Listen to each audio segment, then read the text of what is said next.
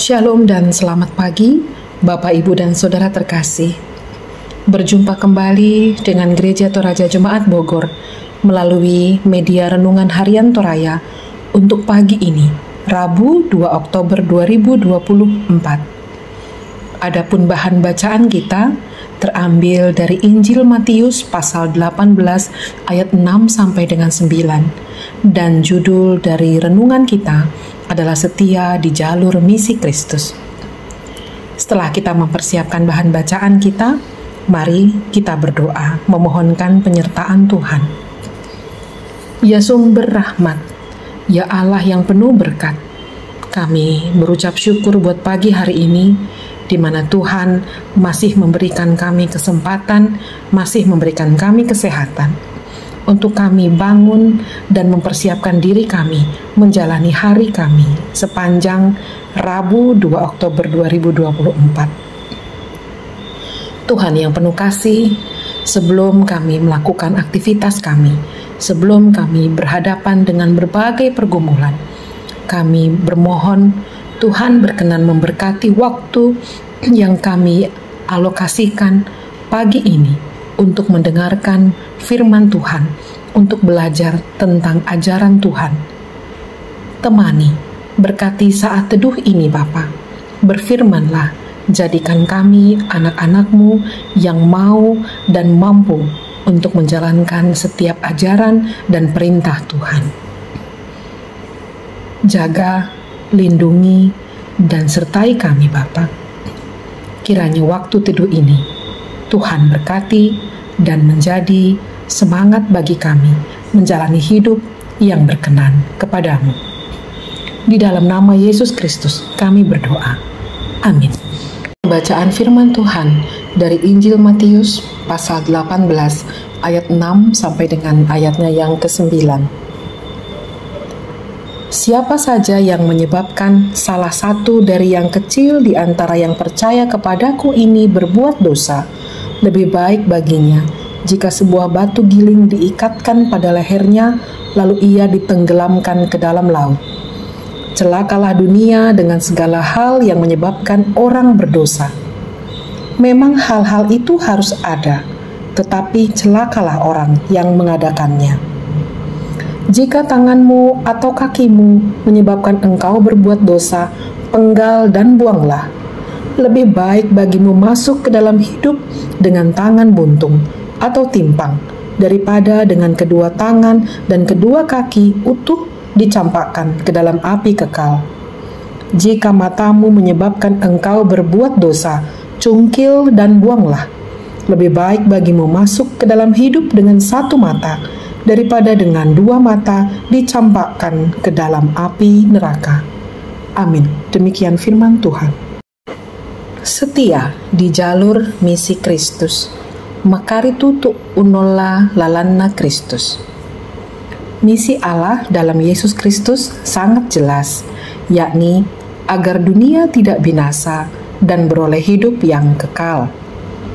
Misi ini kemudian diwariskan kepada gereja. Karena itu, perhatian utama gereja adalah hidup dalam rangka misi tersebut. Singkatnya, hidup gereja semuanya dalam rangka agar dunia tidak binasa dan dunia beroleh hidup yang kekal. Allah telah memulai pencarian manusia yang dalam kejatuhan dan terus mencari manusia yang tersesat. Puncak upaya pencarian Allah dinyatakan melalui kedatangan dalam diri Yesus Kristus. Ia mencari dan memanggil manusia yang tersesat. Allah tidak ingin manusia tersesat. Karena itu, Yesus mengajarkan sekaligus memperingatkan agar semua orang dengan sungguh memperhatikannya. Walaupun dalam kenyataan ada orang yang tidak menyambut kedatangannya dan menyesatkan, tetapi penyesatan pasti ada, namun celakalah orang-orang yang mengadakannya. Hanya domba yang bisa tersesat. Jika domba sesat, maka anak-anaknya juga akan tersesat. Sifat dan tindakan yang buruk dan yang tidak memperlihatkan keteladanan bagi anak-anak akan memunculkan penyesatan. Menyambut Yesus Kristus dengan sungguh tampak melalui penyambutan kepada anak dalam keteladanan. Sebaliknya, mengabaikan dan memberikan contoh buruk kepada anak merupakan penolakan terhadap Yesus. Ia tidak menginginkan manusia tersesat di dunia ini dan berakhir pada maut. Sekali lagi, inti misi Allah bagi dunia ini yaitu agar dunia tidak binasa, agar dunia beroleh hidup yang kekal. Refleksi dari sebuah komunitas penginjilan mengatakan sudah lebih dari 2000 tahun inkarnasi Yesus. Namun, setiap hari masih begitu banyak jiwa yang menuju ke liang kubur tanpa mengenal Kristus. Pertanyaan penting adalah, masihkah kita berada di jalur inti misi Allah dalam Yesus Kristus? Ya Allah Bapa, Tuhan yang menyayangi kami tanpa batas, kami berucap syukur Bapa untuk waktu yang boleh Tuhan berikan kepada kami. Terima kasih untuk kesempatan kami kembali belajar tentang firman Tuhan. Tuhan mengajarkan agar kami meneladani Kristus, agar kami mau mendengar ajaran Kristus. Dalam hal ini, secara khusus Tuhan juga mengingatkan agar kami, para orang tua, boleh menjadi teladan bagi anak-anak kami sebagai bentuk perwujudan kepatuhan kami akan ajaran Kristus. Tuhan, untuk itu kami pun mendoakan secara khusus keberadaan anak-anak kekasih kami, mereka yang masih dalam perjuangan menghadapi cita-cita mereka, memperjuangkan masa depan mereka. Kami berdoa kiranya Tuhan berkenan hadir di setiap tahapan hidup mereka, dalam kesulitan, dalam berbagai masalah yang mungkin mereka hadapi. Tuhan pelihara, Tuhan kuatkan, Tuhan ajari mereka untuk boleh terus berjuang mengatasi permasalahan yang mereka hadapi dengan tetap mengikuti, dengan tetap berlindung hanya pada Tuhan. Kami berdoa juga Bapa buat kehidupan kami para orang tua. Kiranya kami pun boleh Tuhan mampukan, boleh Tuhan ingatkan, Tuhan kuatkan, agar kami pun memantaskan diri kami sebagai teladan bagi anak-anak kekasih kami. Kami boleh hadir di saat-saat mereka membutuhkan kami. Kami boleh menjadi saluran berkat dari Tuhan buat anak-anak kami. Kami boleh menjaga mereka, melindungi dan memelihara mereka.